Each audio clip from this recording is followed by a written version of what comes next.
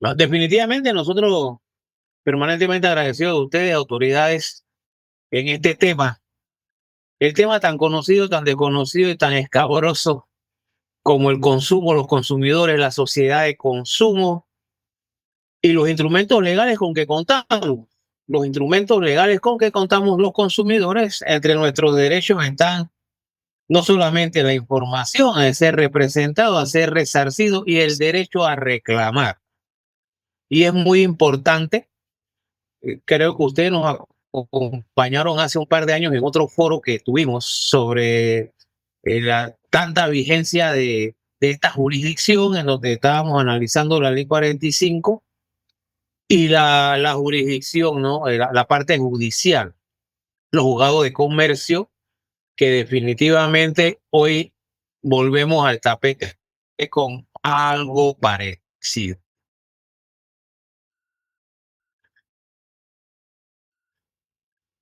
Recientemente se aprueba, como ya lo hemos dicho en otros programas nuestros, eh, mantiene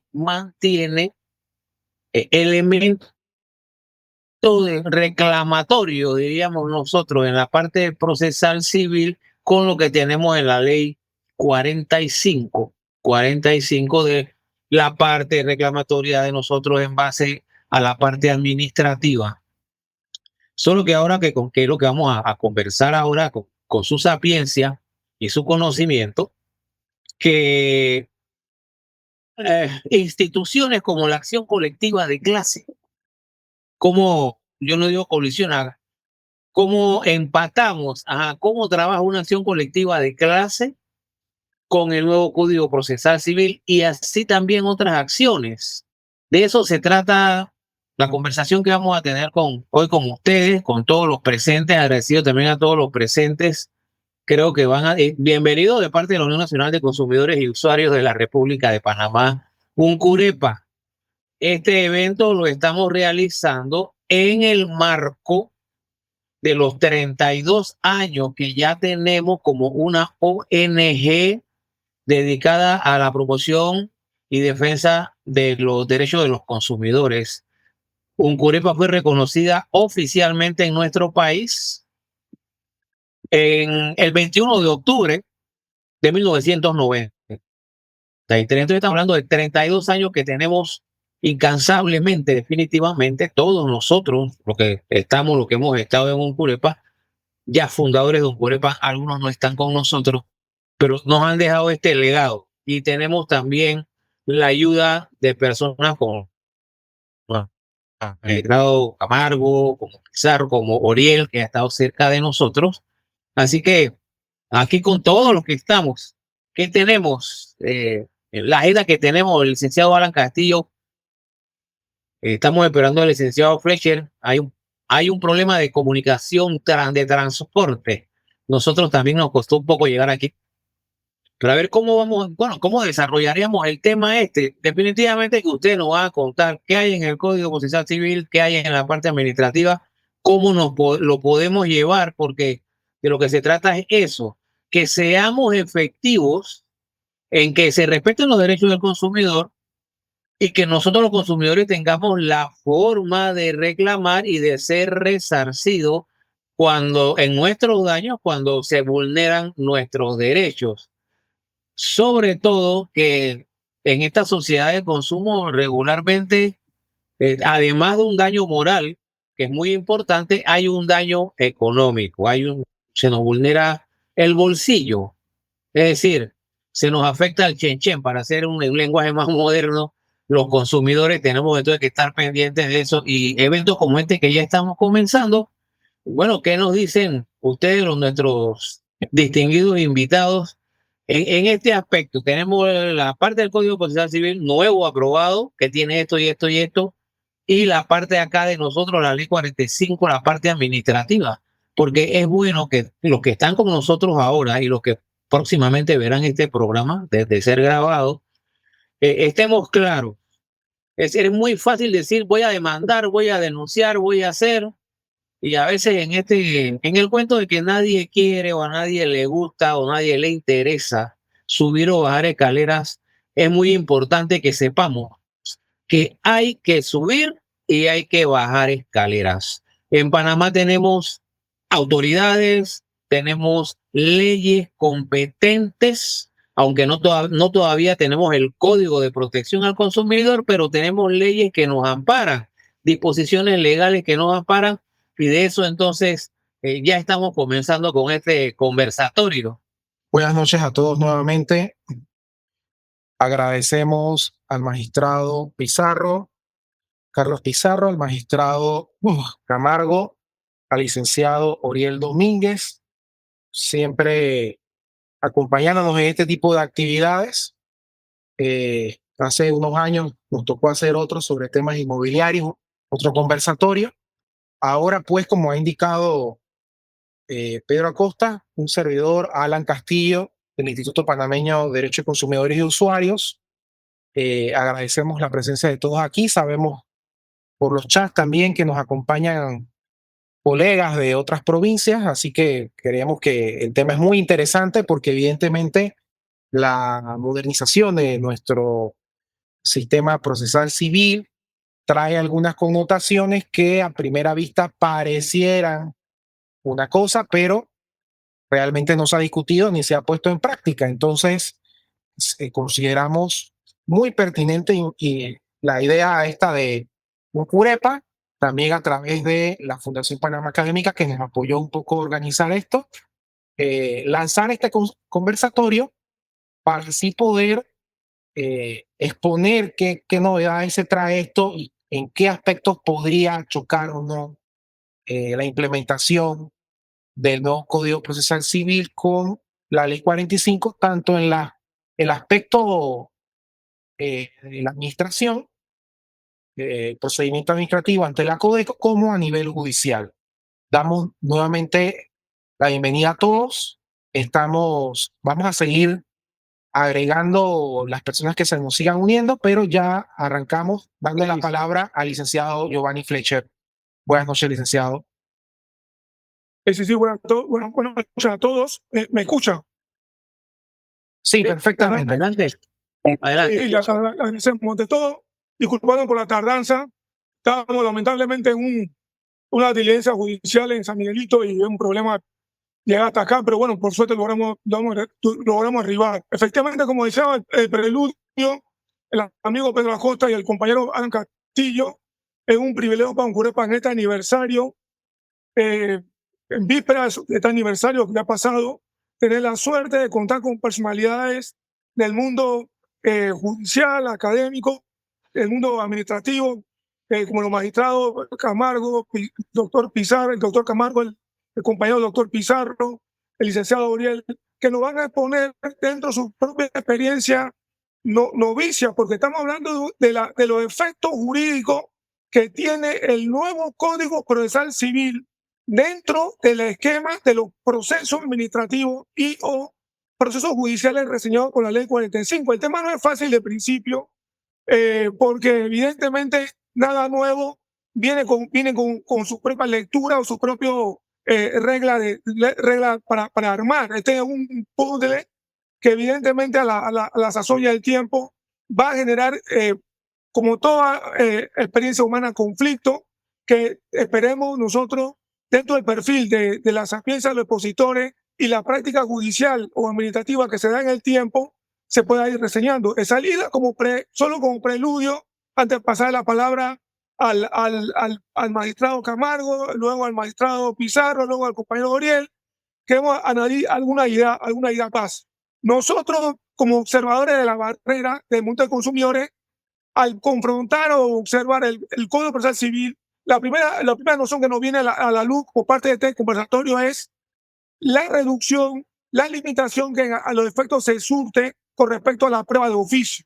Y el tema nos preocupó de inicio porque a nivel de la judicatura, especialmente los juzgados municipales de protección al consumidor, remitimos mucha gente, muchos consumidores sufridos con problemas que van al juzgado municipal.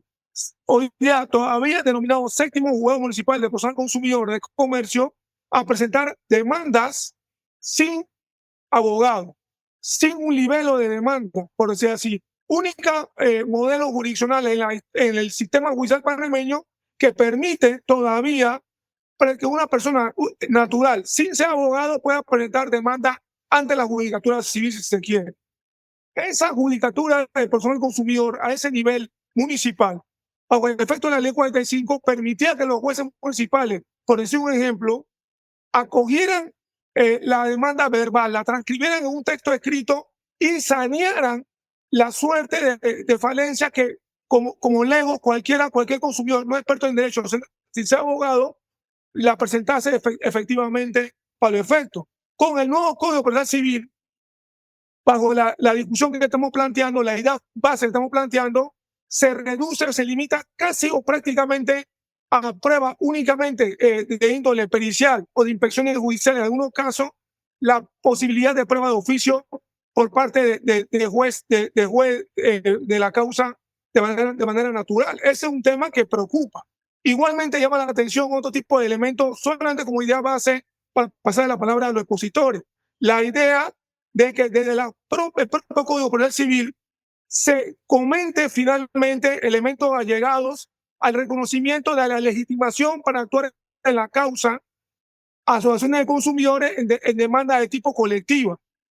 Y nos llama la atención porque hasta ahora la única norma que hablaba del tema estaba efectivamente reseñada o vinculada a la ley 45.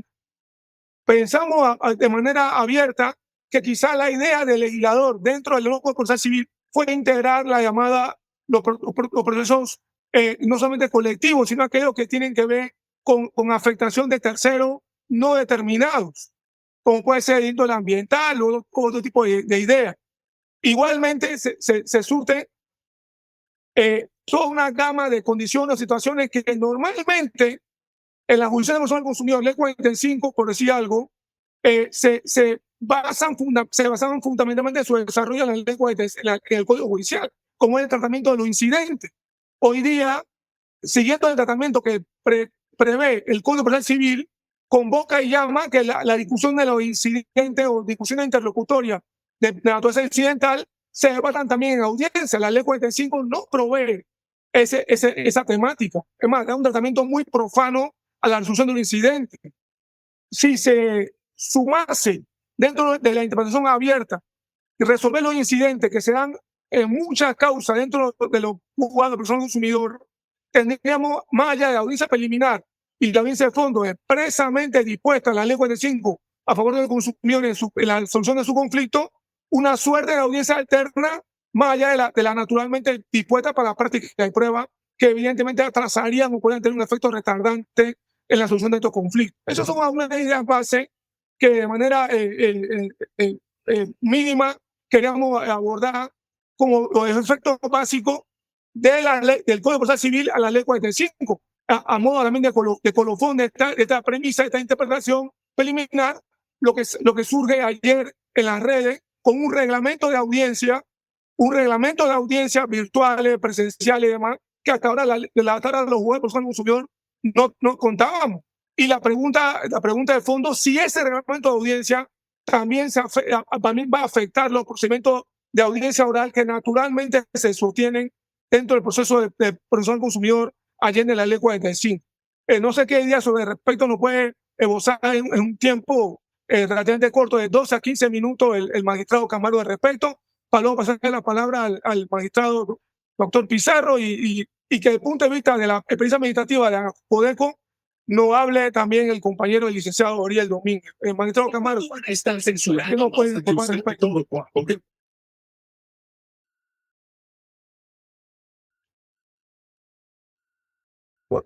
Ok, buenas noches. Buenas noches. Saludos, Giovanni, y a todos los presentes en la reunión. Maestro Pizarro, licenciado Domínguez, licenciado Castillo, a todos los que se encuentran presentes.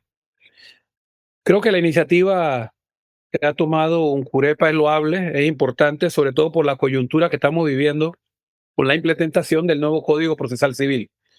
Solamente para efecto de establecer alguna dinámica, Giovanni, me interesaría saber si solo voy a tener una oportunidad de hablar o vamos a intercambiar después otros minutos para un debate o una reflexión. Magistrado, que usted ponga una base de ideas los compañeros al final, a modo de mesa redonda, otra opinión al respecto. Igual con todos, gracias. Perfecto. Trataremos de ser breves, concisos y precisos. Bien, lo primero, a ver, han sido tantas las preguntas que se me han hecho por los pasillos de los tribunales, también en las universidades, por algunos colegas acerca de qué impacto va a tener el nuevo Código Procesal Civil en la jurisdicción de libre competencia de asuntos del consumidor. Yo creo que es bien importante establecer algunos parámetros que guardan relación con la aplicación de la ley en el tiempo y la entrada en vigencia del nuevo Código Procesal Civil como el punto de partida. ¿Ok? Lo primero, conforme al artículo 801 del nuevo Código Procesal Civil, este artículo ya entra en vigencia, perdón, este código ya entra en vigencia. Sin embargo, el artículo 802 plantea que las reglas del Código Judicial, un principio de ultraactividad, seguirán vigentes para los procesos ya iniciados. ¿Por qué es importante esto? Porque los que nos manejamos con la Ley 45 de 2007 sabemos que el Código Judicial es la norma supletoria en materia procesal a los procesos de libre competencia y protección al consumidor. Traduciendo un poco esto, hay que decir lo siguiente. Todos los procesos que se encuentran en curso, ya sea en el juzgado séptimo municipal, en los juzgados octavo y noveno de circuito ramo civil de la jurisdicción especializada y en trámite de segunda instancia en el tercer Tribunal Superior de Libre Competencia, deben seguir manejando los aspectos procesales utilizando la supletoriedad del Código Judicial, porque son procesos iniciados antes de la entrada en vigencia de la Ley 402. Ese es un punto bien importante, ¿ok? Entonces, los que estamos en trámite, tanto de la esfera judicial como por parte de los abogados litigantes, en este momento no tienen nada de qué preocuparse. ¿Por qué? Porque esos procesos se seguirán surtiendo bajo las reglas especiales de la Ley 45 y con la supletoriedad del Código Judicial. Ahora explicaré lo que va a pasar luego que esto cambie. Sin embargo, hay que tomar en cuenta que ya de antemano, digamos, algunas disposiciones del Código Procesal Civil ya habían entrado en vigencia. Por ejemplo, el 11 de octubre del 2023 ya había entrado en vigencia el artículo 1 que contiene los principios y las reglas comunes del Código Procesal Civil. Es decir, estas disposiciones ya se encuentran en vigencia y son utilizadas de forma supletoria por el Código Judicial. No tienen realmente un mayor impacto en la tramitación procesal, porque el diseño de las etapas procesales, que es lo que más preocupa, sobre todo lo que guarda relación con términos y realización de actos procesales, es quizás la interrogante más grande que se tiene en la jurisdicción especializada. Por ejemplo, el tema de las notificaciones ya había entrado también en vigencia de forma supletoria y de modo que los juzgados octavo, noveno y el municipal ya estaban trabajando las notificaciones bajo las reglas nuevas del Código Procesal Civil. Tomemos ahora en el contexto de lo que va a ocurrir con la entrada en vigencia del nuevo Código Procesal Civil, el impacto que va a tener dentro de la jurisdicción especializada. El artículo 191 de la Ley 45 de 2007 dice que el Código Judicial, ahora derogado, es la norma supletoria en materia de procedimiento en lo no regulado en la Ley 45 de 2007. Quiero que esto quede muy, pero muy claro para todas las personas, que es mi apreciación. Solo vamos a recurrir en esta jurisdicción a las reglas del Código Procesal Civil en temas que no estén regulados de forma especial en la Ley 45 de 2007. Es decir, de partida, el diseño procesal previsto en los artículos 127, 128 y 129 de la Ley 45, que son el trámite ante el juez municipal, el trámite ante los jueces de circuito y el proceso colectivo de clase, digámoslo así, se mantienen igual en cuanto a su diseño procesal. Es decir, no vamos a recurrir al Código Procesal Civil. Por ejemplo, en materia de términos de traslado de la demanda, si hay una regulación especial en la Ley 45, eso se mantiene. Por ejemplo, en los términos de la realización de una audiencia preliminar y una audiencia de fondo, eso se mantiene también bajo la regla del 128 en los juzgados octavo y noveno para los procesos que están en curso y los que vendrán después, porque no se hace necesario recurrir a la supletoriedad. Entonces, ese diseño que conviene mucho conocerlo, que se desarrolla en la esfera judicial, en el juzgado municipal, que es un proceso muy especial, muy característico, como acaba de decir el licenciado Fletcher, principalmente porque no tiene contestación de la demanda, tiene una sola audiencia donde confluyen todas las actuaciones procesales, con las facultades del juez y con la posibilidad incluso que el consumidor acuda sin abogado, se va a mantener igual. Y limita el recurso de apelación también para los que conocen la materia, de modo tal que no admite el recurso de reconsideración contra la sentencia del juez.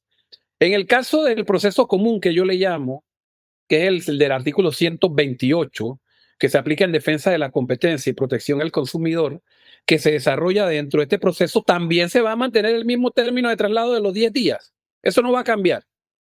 El término que la ley exige de que se fije en un término perentorio, la audiencia en los procesos de protección al consumidor no va a cambiar. La realización de la audiencia preliminar en la actualidad y en lo que viene no va a cambiar. Ahora me detendré un poquito en eso. Y luego la audiencia final o la audiencia de presentación de pruebas también se mantiene igual. ¿Ok? En esos aspectos y en cuanto a la tramitación de términos procesales y otros temas, como por ejemplo los incidentes, como por ejemplo nulidades, como por ejemplo trámite de recurso de apelación, eso sí va a cambiar con la entrada del Código Procesal Civil, pero para los nuevos procesos que iniciaron a partir del lunes 13 de octubre del año 2025, que es cuando entra en vigencia, pero para los procesos nuevos, no para los procesos que ya están en trámite. Yo tengo una lista de 15 temas aquí, pero el tiempo no me va a alcanzar para hacer el análisis comparativo y tengo que dejar que también hable el magistrado Pizarro y el licenciado Domínguez acerca de los aspectos en los cuales va a incidir el nuevo Código Procesal Civil. Tomar en cuenta algunas cosas básicas. Yo lo veo más que como un problema, lo veo como una oportunidad. Y es una oportunidad de replantear una supletoriedad de un código judicial que ya estaba desfasado. Yo era estudiante en la Facultad de Derecho hace mucho tiempo, no voy a decir cuándo, cuando se implementó el viejo Código Judicial, que en su momento fue revolucionario, pero que mantenía algunos criterios que a la fecha hoy ya también han sido superados, principalmente en el tema de la escritura, el tema de la limitación a los medios de pruebas electrónicos, el tema de la tecnología que no se había contemplado, la oralidad que llega ahora a impactar toda la tramitación de los procesos civiles. Es importante porque incluso se están reconociendo principios que la jurisprudencia ya había señalado dentro de fallos de tribunales superiores y de la propia Corte, referentes, por ejemplo, al debido proceso, a la tutela judicial efectiva, al principio del control de convencionalidad, a la constitucionalidad, etcétera, que ya eso está reconocido en innumerables fallos de los tribunales y que ahora se contemplan de forma expresa dentro del nuevo Código Procesal Civil. Un aspecto importante, porque lo mencionó el licenciado Fletcher y que a algunos preocupa y me lo han preguntado es, oye, ¿esa audiencia preliminar del nuevo Código Procesal Civil cambia la audiencia preliminar de ustedes? Pues de una vez le digo que no. Esa audiencia preliminar que tenemos nosotros contemplada en el artículo 128 se mantiene, porque es una audiencia preliminar especial para los procesos de defensa de la competencia, protección al consumidor, inclusive en temas de derecho a autor, competencia desleal y relaciones de agencia, representación y distribución.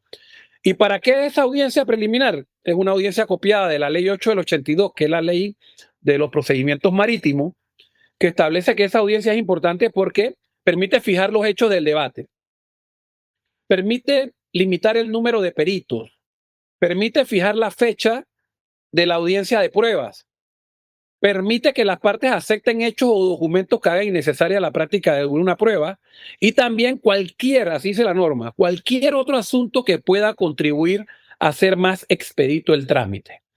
Esa audiencia se mantiene igual para todos los procesos viejos y los nuevos que lleguen, porque es una norma especial que regula un trámite especial y no hace necesario acudir a ninguna supletoriedad. ¿Qué pasa? La nueva audiencia preliminar que está prevista en el Código Procesal Civil, en el artículo 255, es totalmente diferente. Recoge algunos aspectos que guardan relación con la posibilidad de la mediación, los acuerdos de las partes, las facultades del juez, etcétera, pero es una audiencia de presentación de pruebas también, que no es la audiencia preliminar que tenemos en la Ley 45 de 2007. De modo tal que ahí ya encontramos una separación muy clara entre la audiencia preliminar de nosotros en la jurisdicción especial y la audiencia preliminar que se va a manejar con el nuevo Código Procesal Civil. Claro, allá también habrá dos audiencias, pero la segunda audiencia, que es la audiencia final, son para las pruebas que deben ser practicadas. Básicamente, las pruebas testimoniales y las pruebas periciales.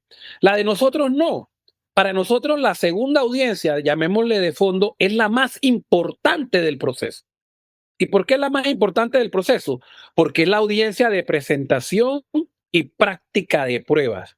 La preliminar no sirve a ese propósito. Entonces, sí sería conveniente que estudiantes, abogados, funcionarios tuvieran muy claro que esa audiencia preliminar novedosa que aparece en el Código Procesal Civil no es la audiencia preliminar, aunque se llame igual que tenemos en la Ley 45 de 2007. Ese es un aspecto fundamental y sigue siendo el mismo procedimiento. O sea, yo no puedo pensar, para dar un ejemplo que ilustre, que en un proceso de protección al consumidor, donde el juez octavo o noveno fije en una audiencia preliminar, se aparezca un abogado, sea del consumidor o de una empresa, a presentar pruebas. Y le diga al juez, no juez, es que la audiencia preliminar que está prevista en el nuevo Código Procesal Civil y que es supletorio, me permite a mí presentar pruebas. La interpretación del juez debe ser no. La supletoriedad no aplica aquí porque tenemos una regla especial que hace innecesario que tengamos que recurrir a las reglas del Código Procesal Civil. Ahora, el problema es un problema también que va a ser interesante porque ya se está trabajando en las reformas a la Ley 45, donde expresamente se va a colocar que la supletoriedad ahora será del Código Procesal Civil. Pero habrá discusiones de algunos abogados o colegas que dirán, espérate, es que si vamos al Código Judicial, ¿cómo lo podemos utilizar si está derogado? Si ya la Ley 402 lo derogó, no es supletorio, por tanto, y debemos tomar íntegramente el Código Procesal Civil. Esto da todo para un seminario. Pero analizando, digamos, un método de interpretación que yo llamo contextual o sistemático, que guarda relación con la integración de la normativa, repito, es mi interpretación, no la de mis colegas que integran el tercer tribunal superior. Yo pienso que la ley no se puede interpretar de forma aislada. Y eso ha sido reconocido por la jurisprudencia, de modo que las normas no pueden ser sacadas una y decir, no, ya el Código Judicial ha sido derogado y por tanto hay que ir íntegramente en la supletoriedad al Código Procesal Civil. No. Debemos entender que la supletoriedad va a ser la del Código Procesal Civil en lo no regulado, de forma que no se rompa el conjunto de la unidad normativa que tiene la Ley 45. Es decir, mientras no se reforme la Ley 45, ese esquema o estructura procesal, que en mi opinión es exitoso, no es perfecto, pero ha funcionado muy bien para los reclamos de los consumidores, se va a mantener igual. Y en lo no regulado, entendamos que la supletoriedad sí va a ser la del nuevo Código Procesal Civil, pero para los nuevos procesos que se están iniciando a partir del, creo que fue el 13 de octubre del 2025. Entonces, ese es un aspecto importante que quería hacer notar. Y para más adelante, para darle la oportunidad a Oriel y a Pizarro, sí quiero hacer una precisión, porque curiosamente, y esto va a ser importante a futuro, el nuevo Código Procesal Civil contempla en el artículo 95 las acciones de grupo y las acciones por intereses difusos, que pueden fácilmente ser confundidas con el proceso colectivo de clase que la ley 45 contempla en el artículo 129.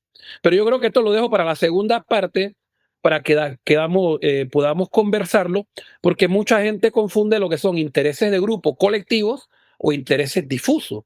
Entonces, ¿cómo es que en un código procesal civil para jueces civiles aparecen normas sobre intereses difusos? Entonces, esto sí puede traer algún grado de confusión que vale la pena que se establezca para delimitar la competencia. Y finalmente, en esta primera parte, habrá una figura que vengo reiterando y hace un mes lo planteé en el Instituto Superior de la Judicatura, que es la figura del saneamiento. ¿Ok? En el actual Código Procesal Civil aparecen varias normas regulando la figura del saneamiento. Por ejemplo, el 409, el 578 y el 312. Saneamiento en la primera instancia, saneamiento en la segunda instancia y saneamiento o control de legalidad, como le dice el Código Procesal Civil, en todas las etapas procesales. En el viejo Código Judicial aparecían el 696 para la primera instancia y el 1151. Pero ¿dónde radica la diferencia o la especialidad que quiero hacer mención?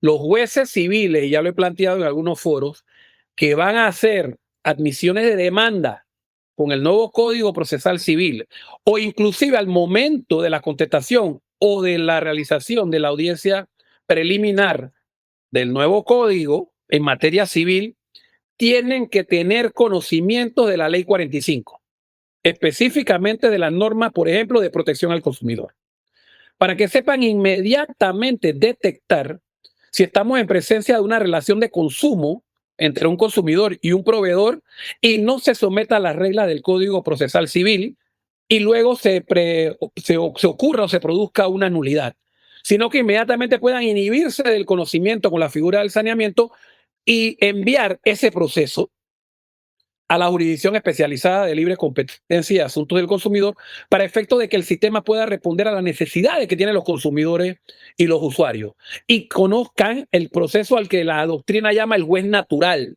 que es el juez especializado, que es el juez que está establecido y regulado en sus funciones específicas dentro de la Ley 45 de 2007. Termino por ahí esta primera parte y con mucho gusto vamos a seguir escuchando a los otros compañeros. Sí, agradeciendo la exposición del magistrado doctor Camargo, agradecemos la palabra al doctor, al magistrado Pizarro.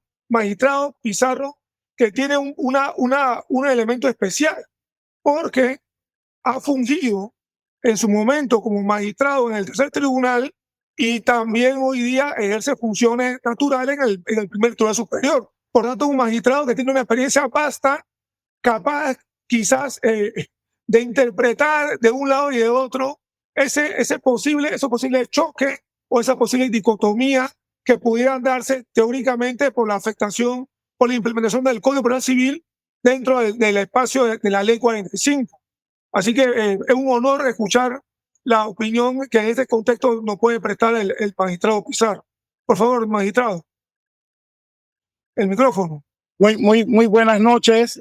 Primero, agradecer la oportunidad de participar en este, digamos así, cumpleaños pues, del Uncurepa, del que yo me siento parte. No soy inscrito, pero siempre he participado de sus actividades desde las primeras. No tenía noción de que eran 38 años que ya tenían, porque yo creo que yo fui a una de las primeras actividades que ustedes organizaban. Y la verdad que lo felicito porque es la voz de los consumidores que no hay y que necesitan. En tanto, yo quiero también, complacido por compartir este escenario con mi maestro, el doctor Camargo, profesor mío de la universidad, y a todos los participantes que están en este evento, los saludo. A muchos conocidos acá y felicito por el interés que tienen en estas actividades. La verdad que a veces uno piensa que el abogado panameño está de espalda a la academia y un evento con 136 participantes a esta hora revela todo lo contrario. Hay gente interesada en esto. Si bien Fletcher cuando me citó a este evento habló de impacto, yo no quisiera hablar de impacto. Yo quisiera hablar de que el proceso en su generalidad está sufriendo transformaciones. Paradójicamente, Fletcher y compañeros, el proceso civil fue siempre la vanguardia de todos los procesos, el proceso civil. O sea, del proceso civil se escindieron laboral, familia y otras ramas. Ahora vemos que somos los últimos en entrar en esas recomendaciones que desde la Academia Iberoamericana se vienen dando. La audiencia preliminar es una recomendación iberoamericana que se aplica acá en marítimo, se aplica en agrario, se aplica en comercio y el profesor Camargo acá lo ha explicado bien. Yo comparto la teoría del doctor Camargo. Yo había hecho una presentación y el primer artículo que yo había citado era el 191 de la ley 45. No hay duda que es una norma que habla de que el Código Judicial es supletorio, suple, sin perjuicio de las disposiciones contempladas en las leyes especiales. Igualmente le son aplicables la presente ley y las normas del Código Judicial siempre que se refieran a materia no regulada en ella. Yo pienso que esa norma, Fletcher, no debe generar conflicto. Cualquier tema, tal cual como ha dicho el doctor Camargo, que esté regulado en la ley 45, no necesita ser suplida por el Código Judicial, estando vigente, y ahora por el CPC. O sea, yo estoy convencido de eso. Ahora, retomo las palabras del doctor Pedro cuando decía un código del consumidor. Probablemente tenemos que caminar hacia crear un código de consumidor. Hay algo cierto. El Código Procesal Civil es de corte adversarial. Y dicho en su exposición de motivos. Y la jurisdicción de comercio es una jurisdicción tuteladora, o la competencia es tuteladora. El interés del consumidor, el interés superior del menor, del consumidor, es una prueba de que es una visión filosófica distinta a la que se ha implementado en el Código Procesal Civil, que es de corte adversarial dicho. Y eso hay que tenerlo bien presente. Pero no hay que tenerle miedo a la figura que el Código Procesal contempla. Y yo aquí trato de enumerar las 10 transformaciones claves que yo considero que deben ser estudiadas y en algún momento incluidas y adaptadas. Miren, el Código Procesal Civil elimina el concepto de es falso y por tanto lo niego. Artículo 397, numeral 5. Los abogados, relación de seguro. El papá que contrató un seguro por 10 años, cuando el seguro le declina el pago del seguro y demandan a la aseguradora para que le respondan frente a ese reclamo, la aseguradora contesta, es falso y por tanto lo niego. Eso es legal, es válido. Pero nos preguntamos ahora, ¿es racional? Usted tiene un contrato de arrendamiento, demanda daños y perjuicios porque cuando se fue el inquilino le dejó en mal estado su vivienda. Y cuando usted demanda, lo primero que contesta el inquilino es falso y por tanto lo niego. Eso es legal, pero ¿es racional? ¿Es justo? No necesita esa posibilidad de transformación. Yo aquí, cuando Fletcher me habló de hablar de 15 minutos.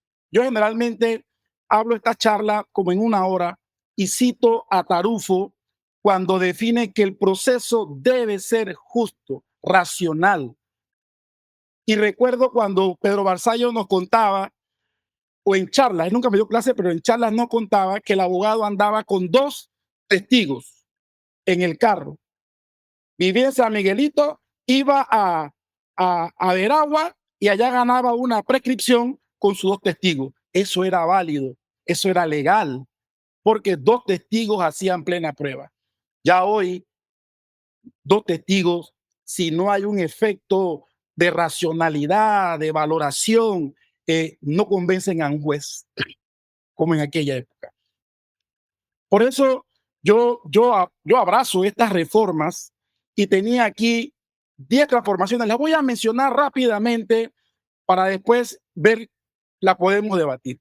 Otra reforma, la prescripción es de previo y especial pronunciamiento. Yo como escribiente oficial mayor me tocaba admitir pruebas de perito psiquiatra, perito contable. Cuando yo le decía al juez, aquí hay una resolución de tránsito de hace 2 años.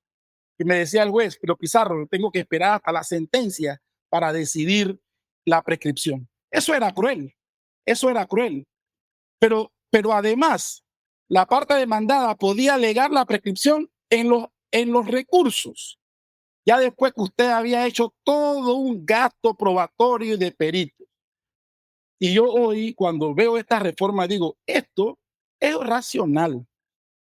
Y yo pienso que estas transformaciones que estoy mencionando hay que llevarla a todo.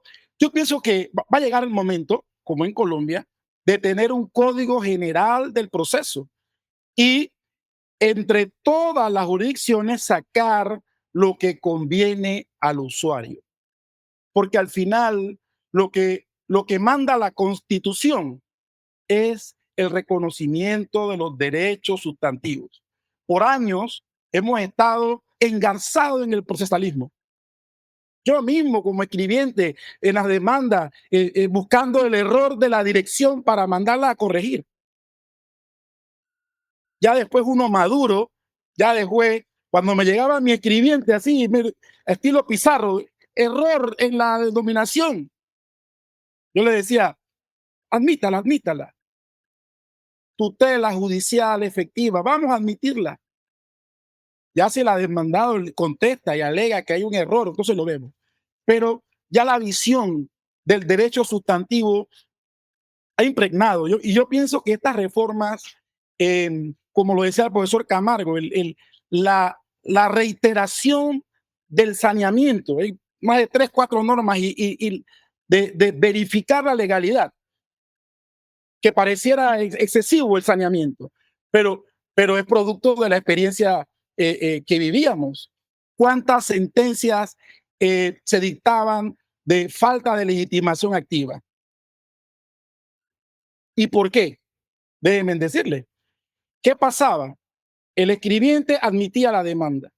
El oficial mayor admitía las pruebas. Siempre con el aval del juez, pero con revisiones que yo puedo considerar un tanto, digamos que ligeras. Cuando el juez se adentraba con profundidad en el expediente, cuando dictaba la sentencia. Y era entonces que se daba cuenta, aquí hay una ilegitimidad y la decretaba en la sentencia. Con el modelo del Código Procesal Civil, el juez a los 40 días, cuando vaya a su audiencia preliminar, tiene que ir con alto conocimiento del conflicto.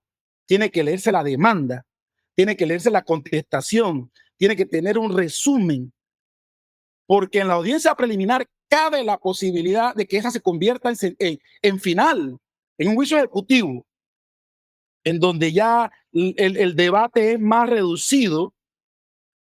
El juez tiene que ir a la preliminar listo para posiblemente dictar una sentencia.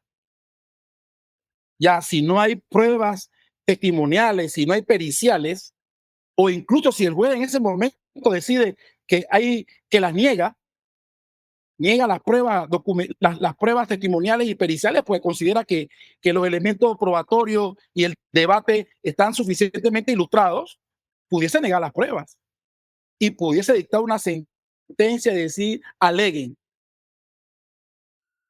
Yo hace poco daba una charla y me tocó repasar a Calamandrei y uno de los grandes debates de Calamandrei en su lectura o en su debate o en su producción era el tiempo. cómo acortar los tiempos. ¿Qué mecanismo para acortar los tiempos? Ese concepto de juicio en términos razonables es producto de toda esa elaboración, los teóricos buscando fórmulas, acelerar tiempo.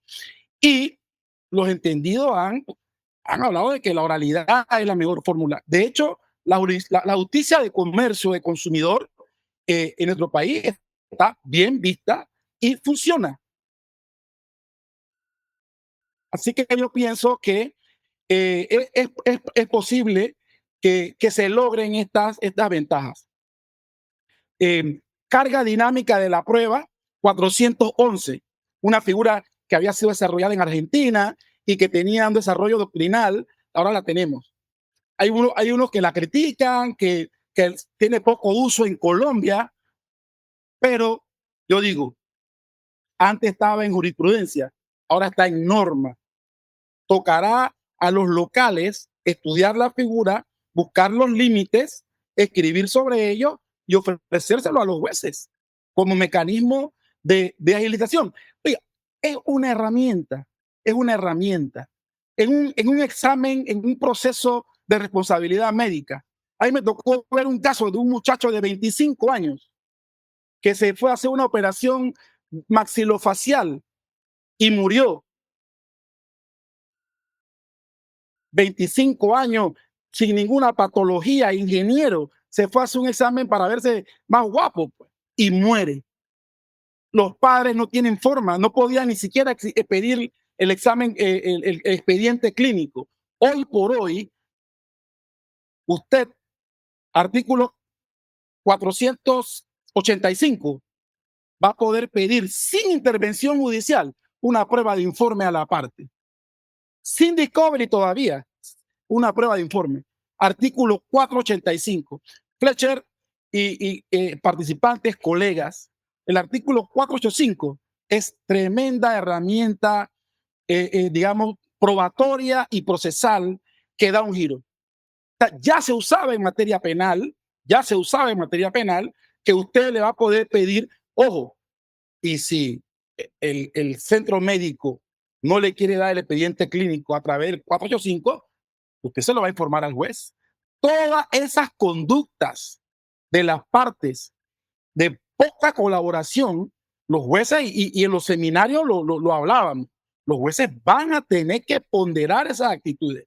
Un principio que no está en el numeral 1, en el artículo 1 de los principios, pero que subyace en toda su configuración, es la colaboración.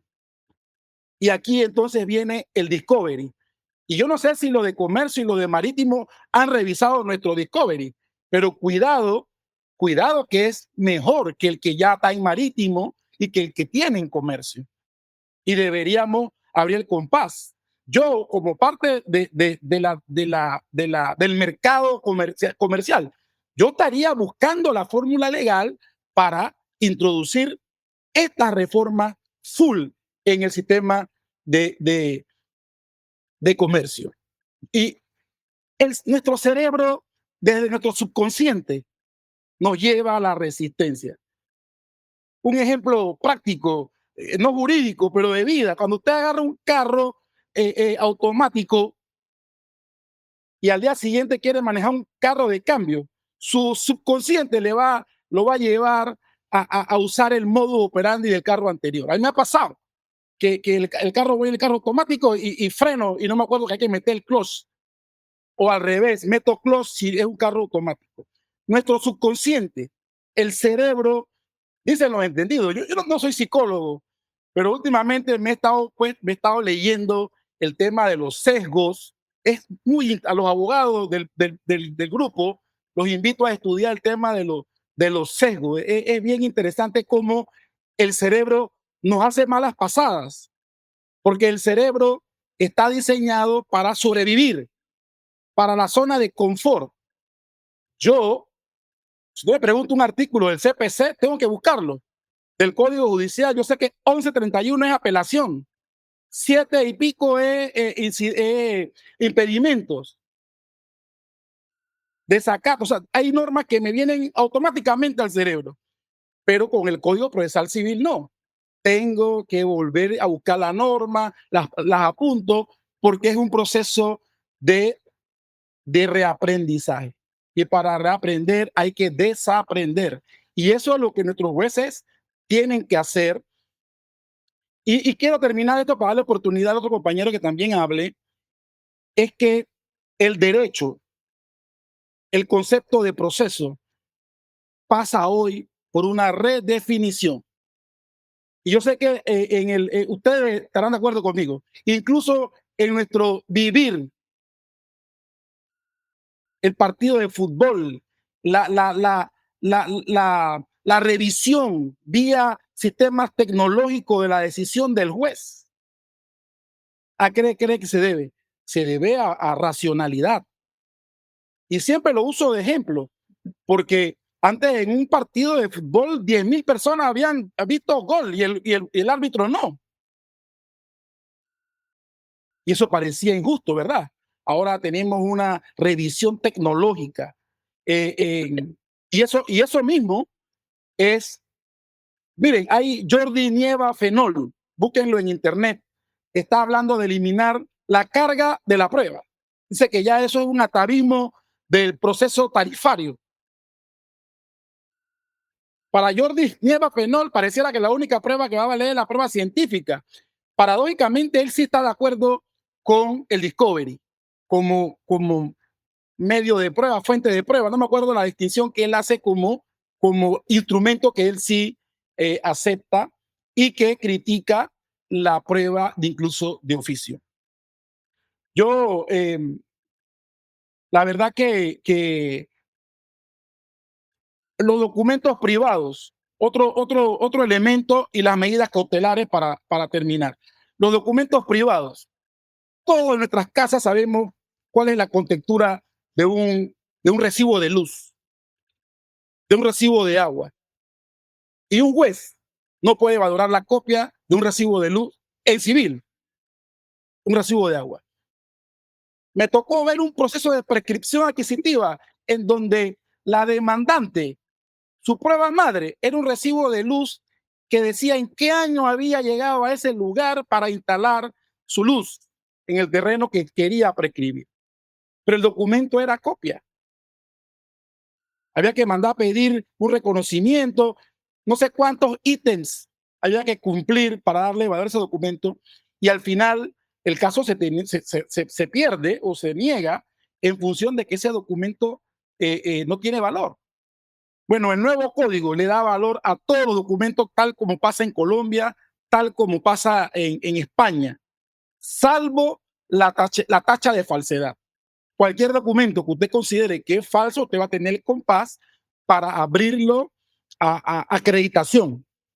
Si pierde esa tacha de falsedad, le van a poner una multa de 500 a $1,000. Así que yo espero con estos señalamientos brevemente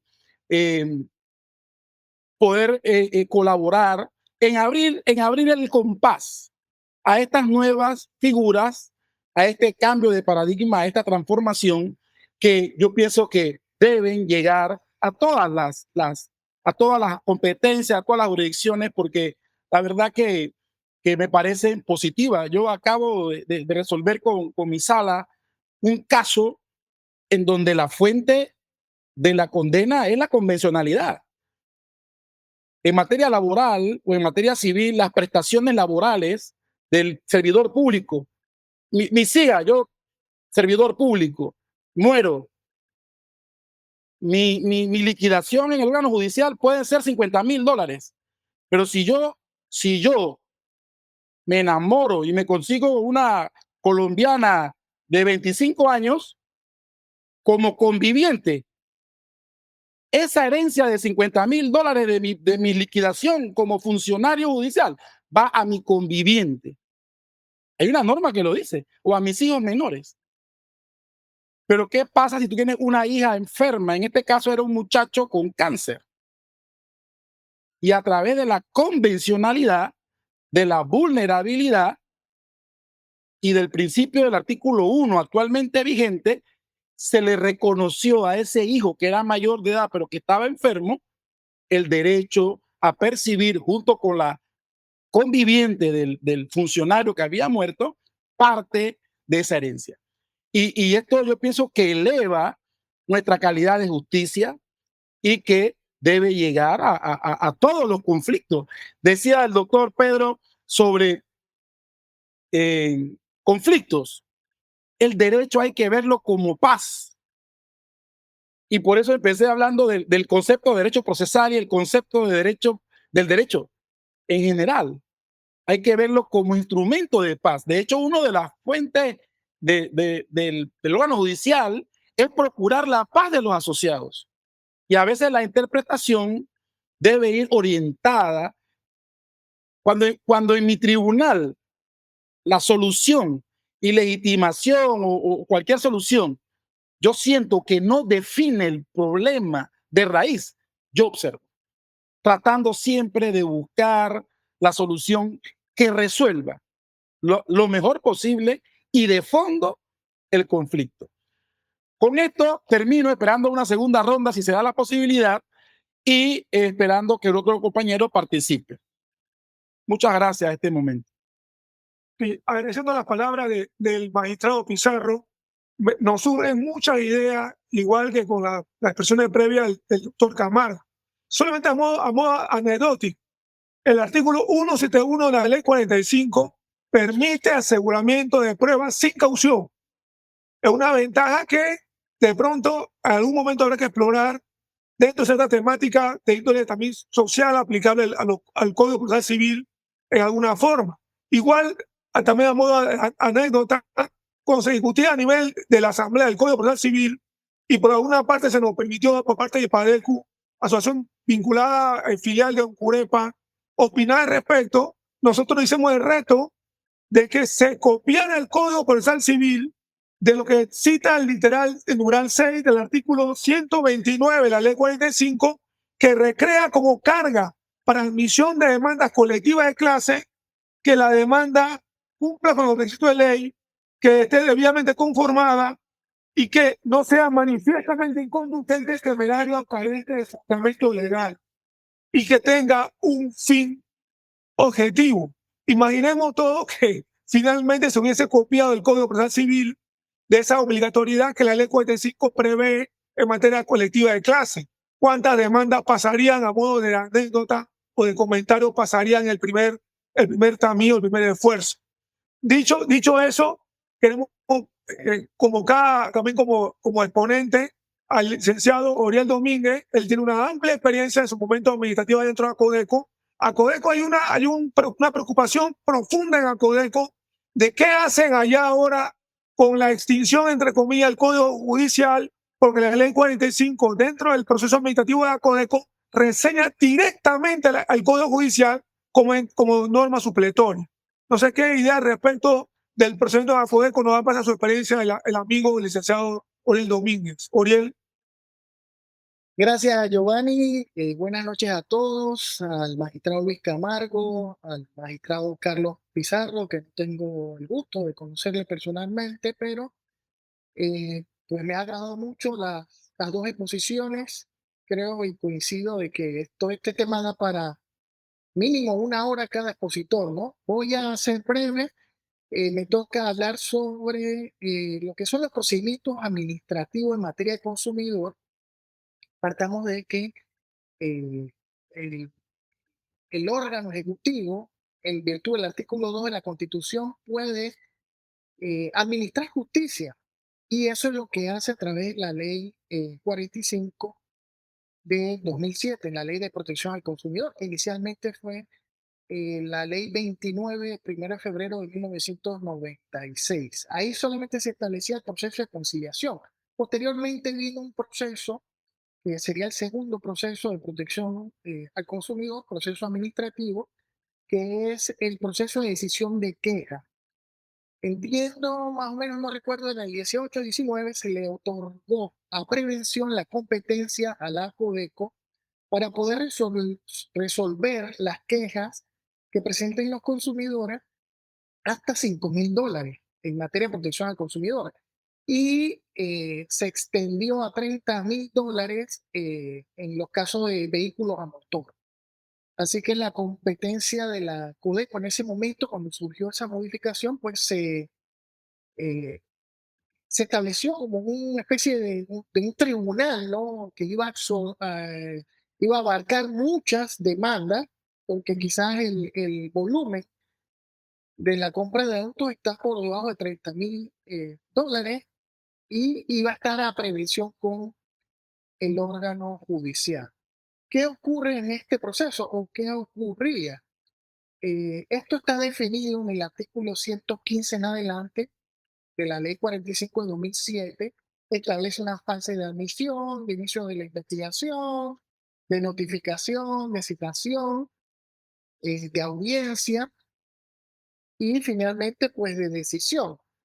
Sin embargo, en los casos de los vehículos a motor, usualmente, digamos que la prueba madre es la prueba pericial. Anteriormente, en el Código Judicial, en el libro segundo, se establecía que eh, el, y aquí voy un poco a los principios probatorios, que alegan los hechos, le corresponde la carga de la prueba. Eso también está en el 411 del Código de Procedimiento Civil nuevo. Y si aduce una prueba pericial sobre un vehículo de motor, sobre un automóvil, le corresponde al consumidor pagar su prueba, pagar la prueba o el perito que nombre el tribunal y la otra parte, la concesionaria de autos puede o no sumarse a esa prueba o puede o no adicionar a un perito, ¿no? O complementar con otras preguntas y demás y hacer la prueba pericial más completa. ¿Qué pasa con el nuevo Código de Procedimiento Civil? En el artículo 521 en adelante habla, 520 me parece, eh, habla de la prueba pericial. Entonces ahí en el 521, lo voy a leer, dice: formalidades de la prueba pericial. Cada parte podrá designar un perito de la especialidad de que trate el proceso. Ya la ley 45 en la audiencia preliminar establecía que se podía designar un perito por cada materia. Dice el 521 a continuación: las partes podrán solicitar al juez de manera expresa que nombre al perito caso en el cual se entiende que renuncian a su derecho de designar. Con el nuevo Código de Procedimiento Civil pasa una situación. Ya no hay el perito del tribunal. Una parte designa un perito y la otra parte designa el otro perito. La única forma que el juez designe un perito es que las partes podrán, o sea, puede que sí, puede que no, solicitar al juez de manera expresa que nombre un perito. Para ello van a tener que ponerse de acuerdo, porque si yo soy la concesionaria y no me conviene que el tribunal nombre un perito y ese sea el único, digamos, especialista en materia técnica que le va a iluminar el entendimiento al juez de qué fue lo que pasó con el vehículo, yo siendo la concesionaria y teniendo el dinero, puedo decir que no estoy de acuerdo, yo voy a nombrar mi propio perito, que es un alemán, que fue el que inventó el automóvil con el cierto sistema y demás. Sin embargo, ¿qué ocurría o qué ocurre en este proceso de decisión de queja? La mayoría de las veces los consumidores no tienen cómo postear un proceso. Y entonces la Codeco, para esa fecha, cuando se dio la modificación, y como regía la norma del Código Judicial, decía, bueno, si él no nombra perito, yo nombro uno. Si él aduce prueba pericial, yo, el tribunal, en este caso la Dirección Nacional del Consumidor, nombro un perito. Y con eso hacemos el pago. Entonces el consumidor podía decir, sí, que se haga una prueba pericial, el carro no funciona. ¿Va a nombrar perito? No, no tengo plata para pagar el perito. Ah, bueno, el tribunal, en este caso la Dirección de Protección Nacional del Consumidor, de la Codeco, decía, vamos a nombrar un perito. De hecho, me lo contaron hace poco, la Codeco nombró a una persona que era un mecánico como un servidor público y lo utilizaba como perito, como designado como perito para poder resolver estas pericias que son técnicas y que el juez no puede fallar con testimonio ni con documentos, porque realmente la litis o el conflicto radica en temas técnicos. Verificar si el carro funcionó o no funcionó correctamente para los fines para los cuales fue creado. Entonces, esta situación que plantea el nuevo Código de Procedimiento Civil, que es que tiene una naturaleza, digamos, dispositiva de las partes, son las que pueden o no hacer uso del proceso, no están como amarradas. De hecho, una de las innovaciones creo que le pueden mandar la demanda por correo electrónico antes de presentarla y se entiende por notificado ya a la empresa. Entonces, se le está dando, eh, yo entiendo que el código, el nuevo Código de Procedimiento Civil tiene una filosofía, tiene una naturaleza.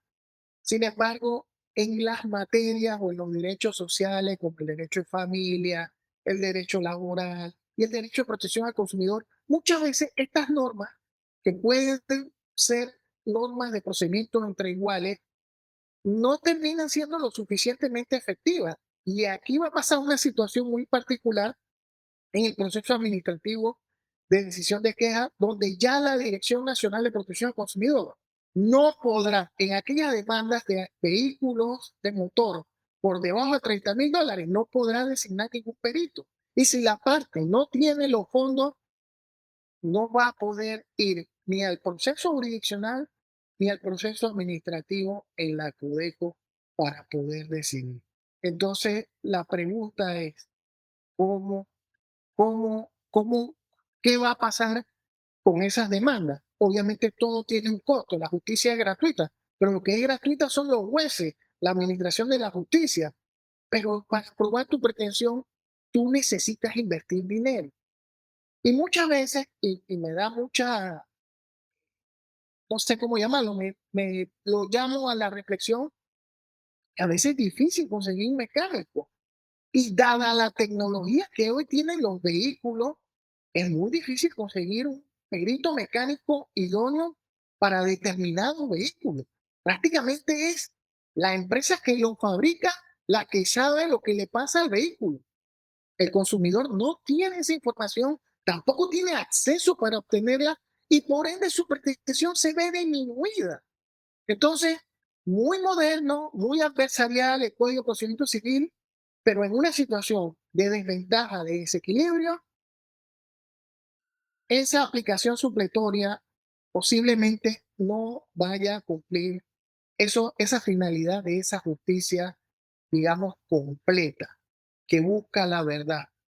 Entonces, eso hay que tenerlo en cuenta. Y más aún, en el mismo artículo 521 dice que cuando el perito haya sido nombrado por el juez, fíjense, vamos a poner que yo voy y le mando a, no voy a decir una marca, vamos a decir un carro muy de alta gama, de menos de $30,000.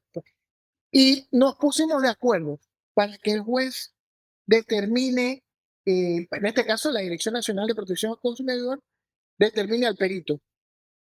En el 521 del Código de Procedimiento Civil dice, cuando el perito haya sido nombrado por el juez, se fijará prudencialmente un anticipo para cubrir el pago de sus gastos y honorarios, el cual deberá ser consignado con las partes como adelanto previo a la práctica del peritaje. Entonces, bueno, alguien puede decir, si tuvo plata para comprarse un vehículo, debe tener plata para pagar un perito. Sin embargo, lo planteo como una situación que cambió. Actualmente entiendo que en la Codeco, yo trabajé hace muchos años allá, y cuando yo me fui, ese procedimiento de decisión de queja estaba como en sus primeros pininos. Nada más veíamos hasta $2,500 en todas las materias. Posteriormente, en el 18 ya uno trabajaba ahí, 19, que se dio la codificación, y ellos me cuentan que ellos mantienen una morosidad, o sea, han tenido problemas porque todo el mundo, cuando le dicen, escoge entre el órgano judicial y escoge entre la Codeco, a lo mejor con la publicidad que tiene la Codeco en medio y demás, dice, vamos para la Codeco, vamos para la Codeco. Y entonces, ahora mismo se presenta un problema de demora judicial o demora en los procesos que se ventilan en la Codeco. Y eso no lo resuelve el código. El código está diseñado, digamos, para los procesos nuevos, Hay artículos muy buenos en la notificación, es una notificación más expedita. En fin, si ya está establecido el domicilio en algún contrato y demás, se entenderá que ese es el domicilio y que la persona solamente, el notificador irá una sola vez. No tiene que ir una, dos, tres, cuatro. O sea, va una vez y de una vez prácticamente una notificación que pase más de 30 días es porque alguien hizo mal en el Código de Procedimiento Civil nuevo. Entonces, todas esas son ventajas. Sin embargo, cuando entramos a la parte de que el consumidor está en una posición muy difícil, el código puede que no resulte, su aplicación supletoria puede que no beneficie al consumidor. Hay un artículo que a mí me gusta mucho, que es el 411, que lo mencionó el magistrado Pizarro. El 411 dice: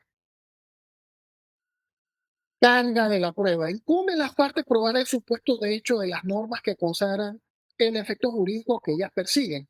No obstante, según las particularidades del caso, el juez podrá de oficio o a petición de parte, al decretar las pruebas durante su práctica o en cualquier momento del proceso, antes de fallar, exigir a la parte que se encuentre en una situación más favorable que aporte la evidencia o esclarezca los hechos controvertidos.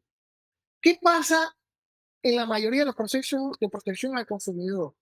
Dado el desequilibrio que existe, la empresa sencillamente se para y dice: no probó, no probó, no probó.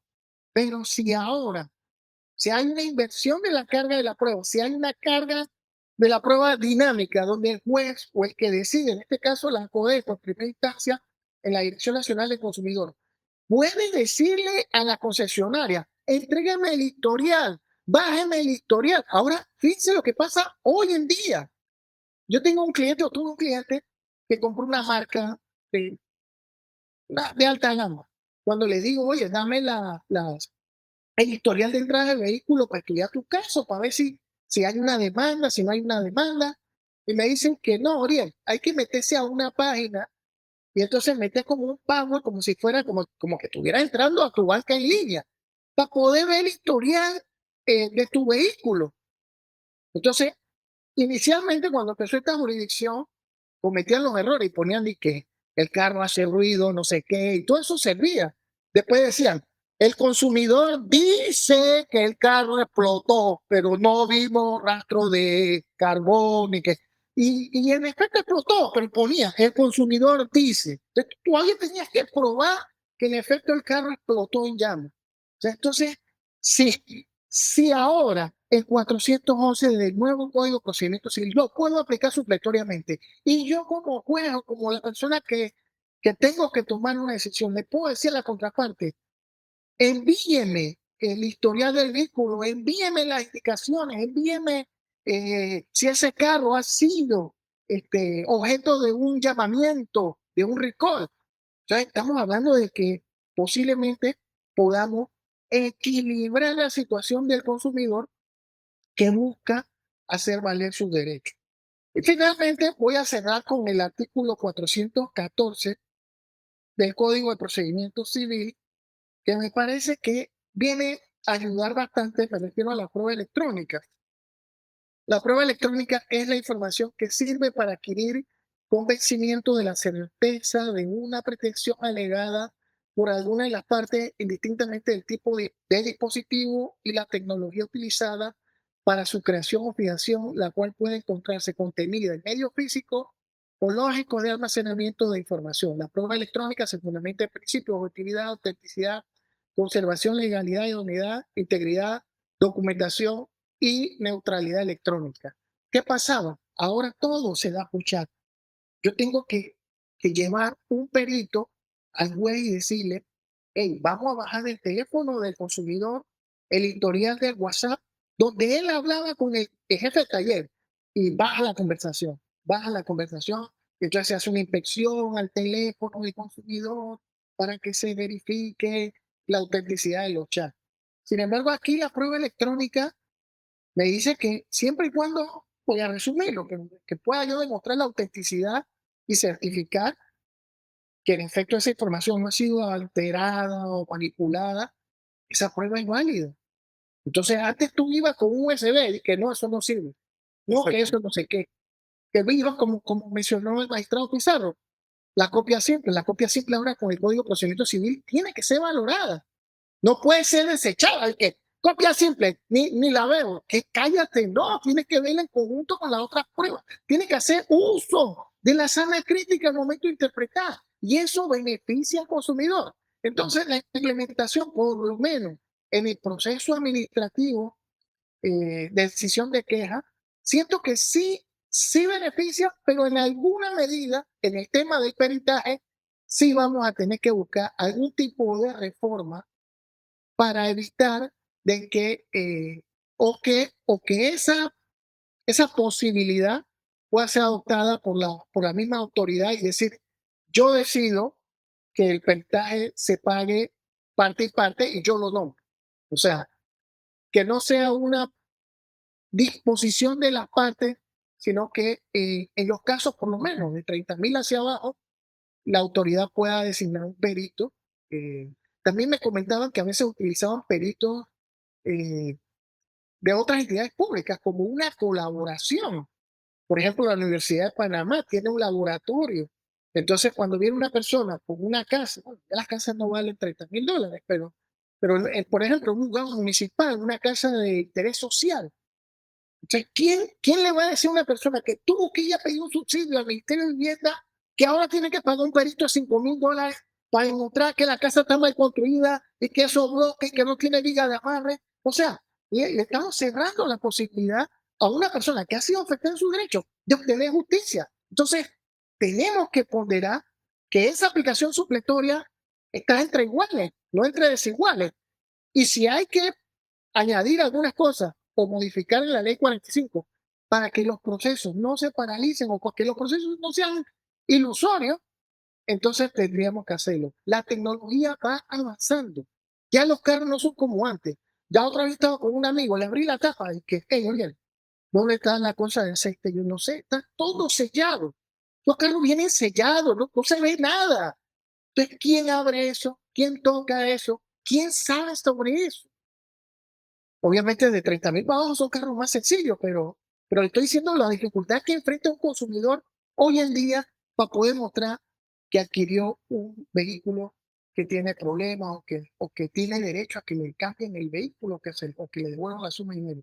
Lo dejo hasta aquí, hay muchas más normas, pero creo que como conversatorio también es bueno que los que se han quedado y nos han escuchado, pues emitan sus preguntas, sus comentarios y la verdad que me siento pues, complacido con Jurepa y con Ipadescu. No soy miembro, pero bueno, soy simpatizante de lo que han hecho y los felicito por este son. Gracias.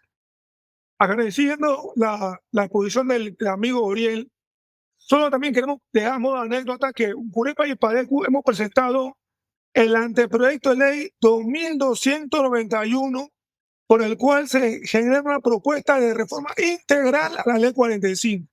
Ese proyecto de ley está durmiendo dentro de la Asamblea Nacional y esperemos que el inicio del próximo periodo legislativo despierte de ese sueño que permita que determinado tipo de reforma que el movimiento de consumidores soñamos que se discutan y aprueben algún día hacia un llamado, un mítico código de protección del consumidor que sea la propia ley 45 integrada, se apruebe.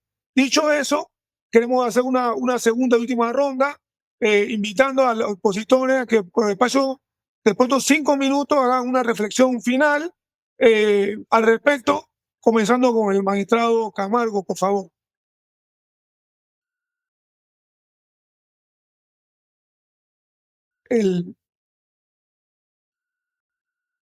Ya activé el micrófono. Gracias, Giovanni. Definitivamente que lo que están planteando el doctor Pizarro, el doctor Domínguez y demás, y lo que pueda generar dentro de todos los que estamos en esta sala de reunión, es positivo. Porque la información debe fluir, la información es necesaria, porque en esa misma medida el conocimiento nos va a llevar a nosotros a la realización de los fines de lo que es la Constitución y la ley. Una cosa que para algunos es abstracta, es teórica, es hasta esotérica, y que algunas pocas personas lo conocen, se vuelve normas vívidas, prácticas. Es un cliché ya viejo conocido de que todos somos consumidores, de hace muchos años. Y cuando el nuevo Código Procesal Civil, que va a ser supletorio en algunos aspectos de la Ley 45 de 2007, habla de que uno de sus principios rectores es la constitucionalización del proceso. Eso ahí está claramente establecido en el artículo 1 del nuevo Código Procesal Civil. Claramente nos está indicando a nosotros que las garantías y derechos constitucionales son la prioridad. Eso no es un ornamento, no es un adorno que está ahí meramente decorativo, sino que tiene que traducirse en la emisión de las leyes, en la interpretación y en la aplicación. ¿A qué viene esto?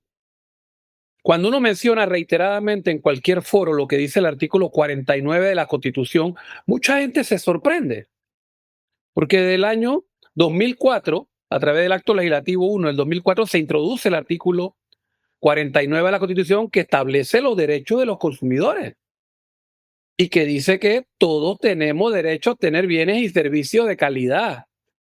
La información clara, veraz y suficiente al momento de tomar nuestras decisiones en el mercado. Y que la ley debe establecer mecanismos justos y que sean necesarios para que los consumidores obtengan el resarcimiento de los daños y perjuicios que se le causen. El hecho de que Panamá cuente con tribunales especializados en lo judicial para la protección de los consumidores, créanme que es un gran plus. Muchos países del mundo no tienen tribunales especializados. Cada vez que yo asisto a un foro internacional en materia de consumo se sorprenden, porque esas funciones están asignadas a entidades administrativas o a los jueces civiles, que ven toda una serie de temáticas, incluyendo el tema de consumidor. Dice, Panamá tiene tribunales especializados. Sí, dentro de la jurisdicción tenemos un espacio para el reconocimiento y la protección de los derechos de los consumidores. Ese es un aspecto fundamental porque constitucionalmente está sostenido claramente. Otro aspecto que yo creo que es muy importante y que me atrevería a decir que a lo mejor ha sido tomado en cuenta en muchas disposiciones del nuevo Código Procesal Civil y que aparecen en la Ley 45 de 2007 es el carácter tuitivo y protector que deben tener algunas normativas. Y se han recogido en el nuevo código, por ejemplo, en materia de personas con alguna discapacidad, sectores vulnerables, etc. ¿Quién puede negar que en una sociedad como la nuestra el consumidor no es una persona vulnerable en las relaciones de consumo? Por eso, el artículo 1 de la Ley 45 dice, esta ley tiene como última ratio el interés superior del consumidor. Yo traduzco eso como un principio de favorabilidad normativa, no solamente en el aspecto del diseño de las normas que buscan favorecer al consumidor, que es la Ley 45 del 2007, en el título segundo y en las normas de procedimiento, sino también como mecanismo de interpretación de la normativa y que el juez debe ponderar al momento de decidir. Estos tribunales, de forma sostenida, han mantenido el criterio al momento de resolver que ese principio rector del interés superior del consumidor debe ser reconocido por el carácter proteccionista que tiene esta norma. El derecho del consumidor es una escisión del derecho privado y es un derecho social. Es una parte del derecho privado, pero es de carácter social que se ha ganado su espacio. Entonces, por eso el debate procesal, aun cuando se deben respetar todas las garantías y derechos de las partes, siempre debe estar orientado al garantismo y a la necesidad de que esos derechos sean reconocidos. Afortunadamente, nosotros en muchas decisiones, porque hay que tomar en cuenta que el tercer tribunal, por el tema de el impedimento que existe en materia de consumo para que haya recurso de casación si no hay condenas arriba de 500,000 balboas, ¿ok?, ha sido ponderado en muchas resoluciones de amparo de garantías constitucionales de la Corte Suprema de Justicia, reconociendo que esta ley es protectora, que esta ley es tuteladora. Y parte de lo que hemos venido hablando, ya nosotros jurisprudencialmente lo hemos reconocido. Fíjense, mencionaba el doctor Pizarro y Oriel el tema de las fotocopias y las pruebas de documentos privados que se cuestionan, porque el abogado viene con una mentalidad dogmática, histórica del formalismo de que esa prueba no cuenta. Es una desconfianza innata que te imponen dentro de la universidad cuando tú te formas como abogado. Y nosotros decimos, ven acá, en materia de consumidores tenemos que ser más flexibles, porque la fuente probatoria no la tiene el consumidor, la tiene la empresa, la tiene el proveedor. Y casos son muchísimos. Puedo mencionarles dos muy cortos nada más. Imagínense un contrato de adhesión de adquisición de un apartamento en una promotora y que la empresa alega dentro de la contestación de la demanda que desconoce quién es el consumidor, que el consumidor no es cliente de ellos y que el consumidor muestre el contrato con la promotora. Ok, eso está bien, pero el contrato original quizás no está, quizás tengamos una copia. Pero lo más interesante es que luego durante el proceso la empresa diga, bueno, yo designo un perito, ingeniero, para que examine las grietas que hay en el apartamento 6B. Yo le preguntaría al abogado, ¿por qué quiere examinar el apartamento 6B? No porque él dice que ese apartamento tiene grietas, pero si usted dice que usted no le vendió ningún apartamento, ¿de qué estamos hablando?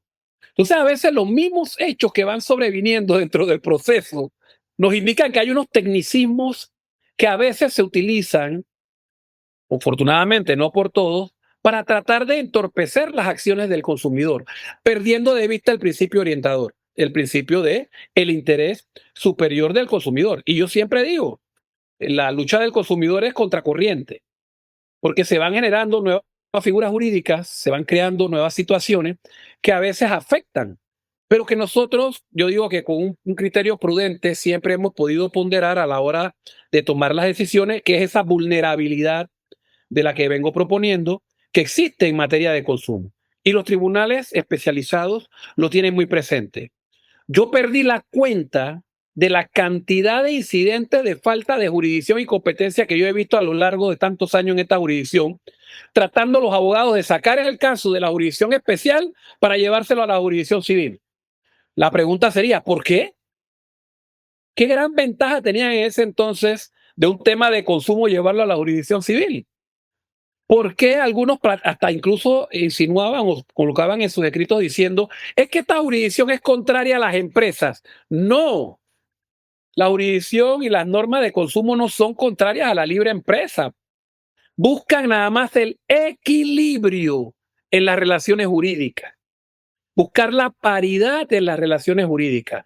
Se crea una desigualdad jurídica que es legal, la ley 45, para compensar desigualdades económicas y la principal, que es la desigualdad en la información que tienen los consumidores. Entonces no podemos estar obstaculizando las acciones de los consumidores y por eso el diseño procesal de la ley 45 tiene todos los rangos de posibilidades a efecto de que se desincentive que el consumidor diga, ¿para qué voy a reclamar si no tengo los medios, no tengo los recursos, no sé cómo encontrar las pruebas? Entonces sería catastrófico para la vigencia de la ley. Entonces, para futuros eventos que se puedan organizar, sí sería bueno abordar temas específicos, temas de jurisprudencia, temas de esa supletoriedad del Código Procesal Civil, cómo se maneja dentro de la jurisdicción especializada y lo que yo llamo los nuevos retos que tendrá que afrontar el consumidor en sus relaciones de consumo. Oriel Domínguez ha hecho mención de alguno de ellos y vendrán otros, porque en el tema de garantías y productos defectuosos, el tema da para un seminario completo. No solamente por la llamada obsolescencia programada que ya a todos nos afecta, sino también por las nuevas innovaciones tecnológicas que nos mueven a estar renovando nuestros productos, nuestros artefactos, nuestros electrodomésticos constantemente. Entonces, en ese mercado donde se promueve esa innovación tecnológica, tomemos en cuenta también los derechos que tienen los consumidores dentro de esas relaciones de consumo. Y una posibilidad, otro tema para terminar que va a ser importante, el replanteamiento de las acciones colectivas, porque esas acciones colectivas la gente debe conocerlas, deben saber que existen, deben flexibilizarse, porque son la solución a la llamada contratación masificada. Ya las empresas no negocian o contratan con un consumidor, sino con miles de consumidores que adquieren el mismo producto y el mismo servicio. Y la solución del problema está en los procesos colectivos. Ahí lo tenemos en el 129 de la ley 45, y yo señalo que no termina de despegar y que en otras jurisdicciones, en otros países, Oriel y Giovanni lo saben muy bien, son la herramienta eficaz para tutelar colectivamente los derechos de todos los afectados por un producto, un servicio, una contratación. Sin embargo, acá todavía estamos como que nadando contra la corriente y se debe flexibilizar aún más ese proceso. Al principio era daño, ahora hablamos incluso riesgo, peligro también, ya se involucra. Pero parece que todavía mucha gente lo desconoce y esa es la solución, porque es colectivo y la solución tiene que ser colectiva también. Y nosotros estamos preparados con los diseños que tenemos en la ley para afrontar esos retos que se plantean. Claro que una reforma integral de una ley procesal, un código procesal de consumo, leyes más adecuadas a las nuevas realidades van a ayudar mucho a la jurisdicción. Pero sin embargo, ese es un proceso que en Panamá inició desde el año 96 y todavía está en desarrollo y no va a terminar, porque el derecho de consumo no se agota, sino que se va cambiando, se va transformando, se va innovando. Y los abogados, los estudiantes, los funcionarios judiciales, tenemos que estar preparados para tener siempre esos mecanismos y esas herramientas al servicio de los usuarios. En este caso, los que son consumidores finales de bienes y servicios. No voy a meterme en la posibilidad de que en un futuro incluso esos contratos de adhesión se trabajen dentro del marco del derecho civil, como contratos donde también hay abusividad fuera del marco de consumo, porque también ese es un tema que está pendiente de resolver para las pequeñas y las medianas empresas que, sin ser consumidores, también son víctimas de abuso de posición dominante contractual en mercados oligopólicos, como ocurre en Panamá. Pero bueno, ya ese es otro tema. Giovanni tendrá que hacer una lista larga de tantos temas que tendremos que abordar a futuro. Y para eso, entonces, quiero exhortarlos a que continúen trabajando. Cuentan con este servidor siempre para apoyarlos en cualquier actividad académica y que pasen unas buenas noches. Agradeciendo las palabras del maestro Camargo, queremos hacer una anotación casi como una publicitaria. Cuando entren mañana a la página web de Oncurepa, van a encontrar llamado a convocatoria de una posible class action, y aquellos que tengan interés de sumarse podrán sumarse de manera voluntaria a la class action que estamos promoviendo contra un sujeto fantasma que no vamos a mencionar hoy día en este programa de televisión. Dicho eso, vamos a dar la oportunidad para que emita un criterio final en pos de una futura y necesaria foro mucho más profundo al doctor magistrado Pizarro. Sí, definitivamente, Fletcher, el derecho está en constante movimiento y solo su debate es el que puede llevarnos a comprenderlo, ¿no? Con profundidad, entendiendo cuál es su finalidad y respetando eso. Yo recuerdo en mis clases doctorales que hablábamos que cuando empezábamos a hacer tesis había que buscar la solución a un problema. Yo no creo en esas leyes que son la ley para el día del patacón, el día del sombrero, sino que la ley tiene que ir dirigida a resolver un problema. Y el proceso civil tenía un problema. Es lento, era lento y demorado, y tengo que reconocerlo y tengo que aceptarlo. De hecho, había un refrán que dice que un abogado dura 2 casos civiles. Dura 2 casos civiles. Y eso lo decía Sanjur en clase, lo decía en seminario, y heredaba los casos porque solamente en apelaciones. Ahora el nuevo código, el proceso civil, dice que debe durar 1 año. Artículo 202, 1 año. En segunda instancia, 6 meses. Yo pienso que son reglas que son beneficiosas para cualquier jurisdicción. Y eso hay que emularlo. Ya está en el proceso civil. Antes el Código Judicial tenía normas de tiempo. O sea, el juez deberá dictar en un mes la sentencia, en 2 meses, si tiene 50 páginas además, pero eso no se cumplía. Ahora, y le digo a los litigantes que sepan, al día 366, si el juez no ha fallado, todo lo que haga es nulo. Es nulo. Dice que al día siguiente tiene que remitirlo al juez que sigue y las reglas que están en el 201, 202. O sea, tiene 1 año. Y el juez de segunda instancia tiene 6 meses. Esas son reformas positivas que van a impactar. Y así le puedo ir mencionando otras. Yo, como juez, me tocó ir a diligencias a un PH. El allanamiento era el apartamento 5C, pero no al PH. Y se daba la confrontación de que yo no podía entrar al PH. ¿Cómo explicarles que en una orden de secuestro está implícita el allanamiento? Ni los policías lo entendían, Flesh. Ahora, la ley no está forzando a romper una calle a entrar a un PH. Pero está creando una responsabilidad frente a los conserjes que dice, aquí está la citación, venga al juzgado y si no en plazo. Y toda esta reforma, ¿a qué se deben? Al problema, el talón de Aquiles del proceso civil era la notificación. Era la notificación y ahora hemos replanteado. Y así hay otras figuras que la verdad que yo considero que se amerita otro foro con temas específicos para entrar en la confrontación. Yo termino diciendo, en alguna época la escritura fue el cambio de paradigma. O sea, el proceso canónico era oral y cuando llegó la escritura se consideró que era la solución al problema. Pero con los cambios tecnológicos nos hemos dado cuenta que la oralidad y los medios tecnológicos que pueden capturar al juez, a las partes, ha permitido reorientar ese cambio de paradigma hacia este nuevo sistema que es la oralidad. El juez, la parte. ¿Cuántas veces ustedes como abogados no han pedido hablar con el juez y el juez no lo quiere atender? En el proceso civil había un juez que tenía un letrero, no atiendo a nadie. Porque la ley lo prohibía, pues. Ahora el juez va a tener que ver a las partes. Y uno de los principios del artículo 1, el 25, dice promover acuerdos. Promover acuerdos. Y es posible.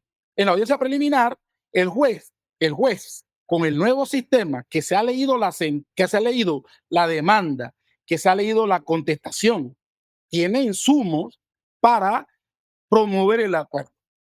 No forzar el acuerdo, pero promoverlo. Para eso hay técnicas. Nosotros estuvimos en España en un curso y el juez se lo plantea.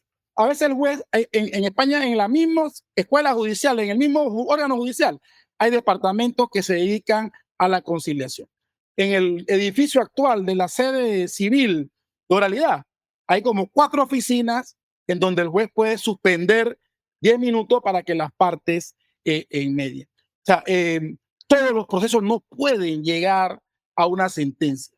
Es necesario, y eso es cultural. Yo cuando doy clase y voy a seminarios, le digo a los jóvenes, a los más jóvenes, hay que pensar en la posibilidad de arreglar. No todo puede llegar por eso. Yo conocí como una anécdota a un norteamericano que me enseñaba, yo era litigante en aquella época, me enseñaba su tarjeta y en la parte de atrás decía cuántos arreglos había tenido, 400 arreglos o transacciones, como le decimos nosotros. Y eso es parte de nuestra cultura. Tenemos que implementarla, tenemos que aplicarla. Así que yo quiero retomar el tema de los principios, esos principios que valen para lo de comercio, el tema de la concentración, el tema de la inmediación, el tema de la valoración de la prueba, el numeral 17 del artículo 1. Antes el Código Judicial hablaba como las máximas de la experiencia. Había que hacer toda una elaboración de lo que era una máxima de la experiencia. Si tú le preguntabas a cualquier juez qué era una máxima de la experiencia y lo ponías a pensar, a buscar para arriba. Ahora, el artículo 17 habla de razonamiento lógico. Usted más fácil puede buscar en internet cuáles son los principios generales o supremos de la lógica: principio de identidad, principio de la no contradicción, el tercero excluido, la razón suficiente. O sea, esos 3, 4 principios te permiten a ti elaborar una resolución motivada. Que ojo, la motivación también es otro principio y está ligado a las normas disciplinarias. Me tocó ver hace poco que le siguieron un proceso a un juez civil por falta de motivación. O sea, ya el cambio de paradigma, la gente se cansa de escucharme decir cambio de paradigma, pero sí hay un cambio de paradigma. Tener ligada la motivación con temas disciplinarios. Ya el juez tiene que motivar. Y como decía Tarufo, la motivación no es motivar tautológicamente, no, es explicar, razonar, señalar los razonamientos que sustentan una decisión. R1, R2. Y esa es la labor. Yo no sé si en las universidades lo están dando, pero necesitamos dar clases de argumentación, darle a los muchachos herramientas de argumentación, de entender que el concepto del silogismo a veces no es suficiente para resolver conflictos como el que le planteo, el chico con cáncer. Y estos foros sirven para hacer estas reflexiones de qué necesitamos para mejorar. La verdad que admiro la curiosidad de ustedes y el interés de hacer estos debates. La verdad que yo venía preparado era para hablar sobre transformaciones y no sabíamos que íbamos a entrar en un choque normativo frente al código, pero hay que hacer el debate en temas específicos para ver cómo, de qué manera la interpretación más favorable se logra para resolver los conflictos. Las lagunas, la antinomia, son temas que vienen desde Roma. O sea, el derecho como fenómeno social jamás va a tener una norma completa. Para eso está el intérprete, para usar las herramientas de argumentación y llevar la norma a la solución del conflicto. Así que vuelvo y los felicito por su cumpleaños 38, siempre a la orden del Uncurepa, y estamos para seguir debatiendo. La verdad que me complace tener este tipo de eventos, participar en estos eventos, porque uno también sale nutrido de la información que aquí se vierte. Felicidades y gracias. Buenas noches. Bueno, agradecemos nosotros la participación en el tiempo que la judicatura de la docencia le prestan a estos eventos, y seguramente vamos a tener que replicarlo a más alto nivel y a mejor y mayor profundidad. Dicho eso, vamos a pasar la palabra para su despedida, si se quiere, a modo de colofón, al compañero Oriel Domínguez, para que nos ilustre al respecto de los temas que muy brevemente quisiera esbozar al respecto. Oriel. Bueno, espero que mañana a esta hora ya llevemos un gol por lo menos. Así que, y así como el equipo avanza, también debe avanzar la mentalidad de los litigantes que vamos a un proceso. El nuevo Código de Procedimiento Civil se plantea como un reto, pero también como un cambio, pero un cambio profundo. No hablé, pero lo mencionaron los magistrados sobre la divulgación de pruebas, lo que se conoce como el discovery. ¿Usted se imagina que yo le pueda pedir a la empresa el nombre y cómo contactar al jefe de taller, al mecánico que estuvo presente cuando se revisó el auto? Y si no contesta, será un indicio en su contra.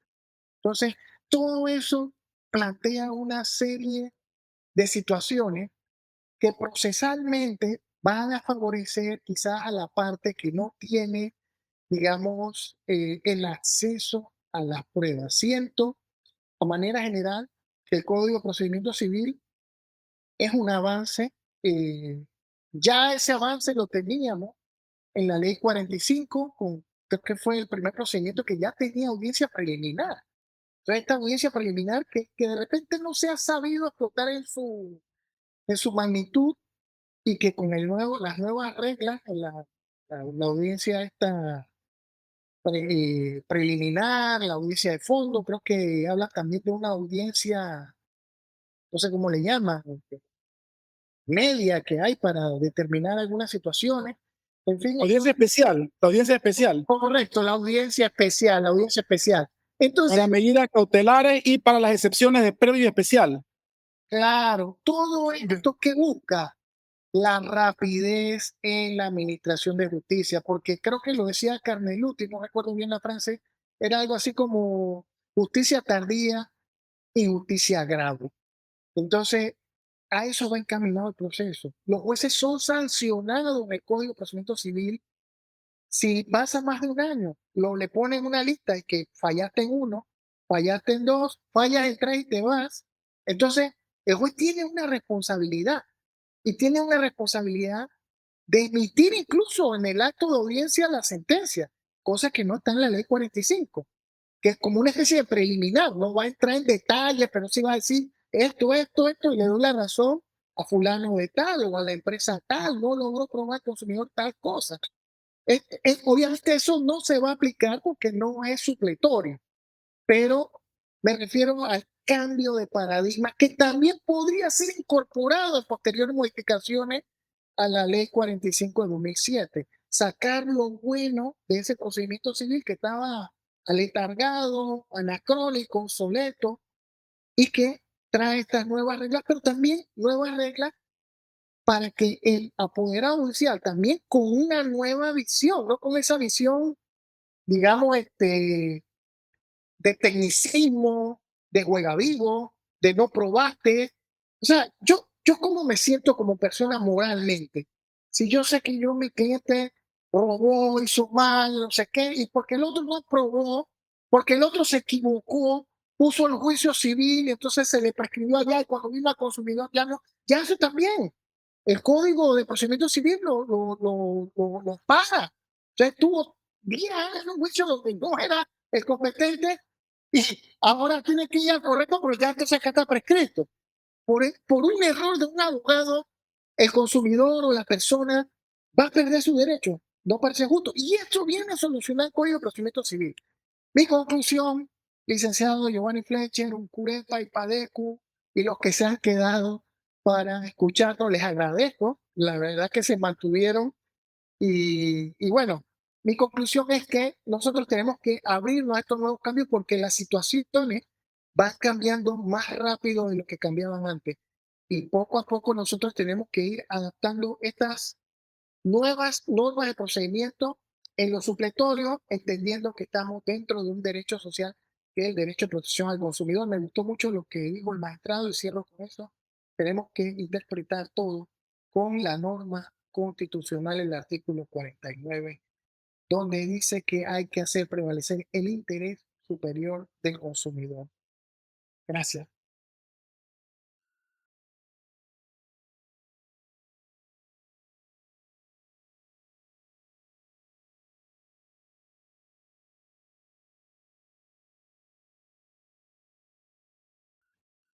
¿Tenemos audio?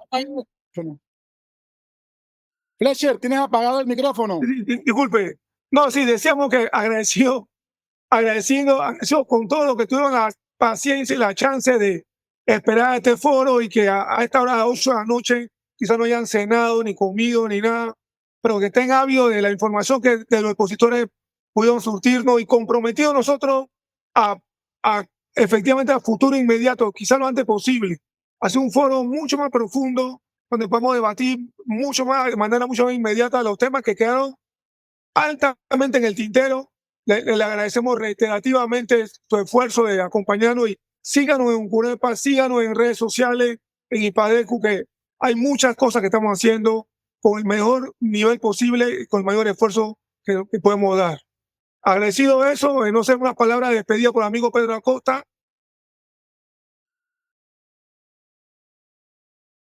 Micrófono, Pedro. Micrófono. Se escucha, se escucha. Sí, es breve. Definitivamente, este evento de hoy no cierra, pero pone de manifiesto que estos 32 años, magistrados, vamos a parar los otros 6, los 32 años de Unculepa, con las personas que nos han acompañado hoy. No estamos hablando de un evento de académico, de alta docencia. Las personas que nos han acompañado, vamos a tratar de que esto siga, lo que dice el licenciado Fletcher. Tenemos pendientes muchos otros foros.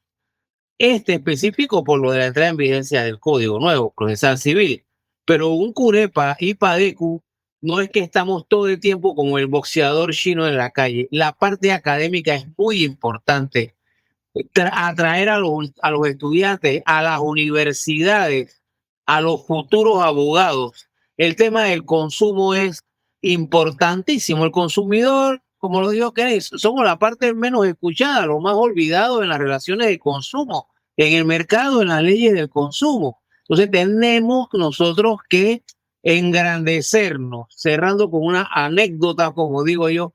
Nosotros como consumidores estamos tan acostumbrados a estar como con un perfil tan bajo que cada vez que compramos un aparato eléctrico, un aparato electrónico, tenemos que comprar un regulador de voltaje porque ya es costumbre.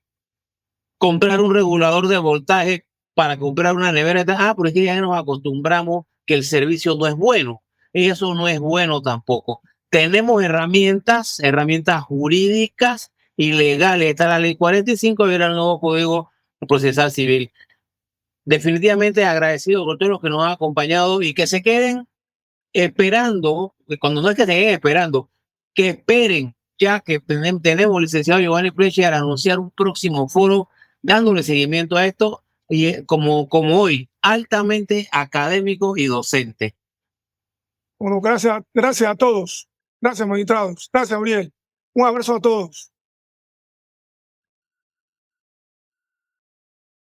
Gracias, saludos a todos.